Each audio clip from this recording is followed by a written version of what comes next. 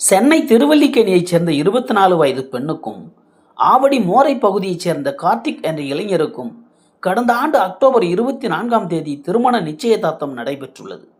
இதன் பிறகு கார்த்திக் அந்த பெண்ணை சினிமா, பீச் உள்ளிட்ட இடங்களுக்கு அழைத்து சென்று, நமக்கு திருமணம் நிச்சயமாகிவிட்டது, திருமணமும் நடைபெற உள்ளது என்று ஆசை வார்த்தை கூறி தனிமையில் இருந்துள்ளார். இவர்களது திருமணம் பிப்ரவரி 22 அன்று நடக்க இருந்த நிலையில் திடீரென எனக்கு திருமணத்தில் விருப்பமில்லை என கார்த்திக் கூறியுள்ளார்.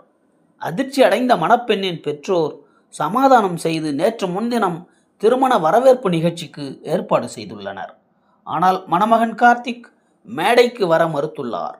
இதனால் கோபம் அடைந்த பெண் வீட்டார் ஆவடி அனைத்து மகளிர் காவல் நிலையத்தில் புகார் அளித்தனர்.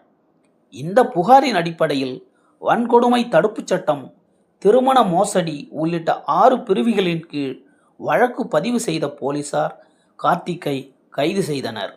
திருமணம் நடைபெற இருந்த பிப்ரவரி 22 அன்றே இளைஞர் சிறை சென்ற சம்பவம் அப்பகுதியில் பெரும் பரபரப்பை ஏற்படுத்தியுள்ளது.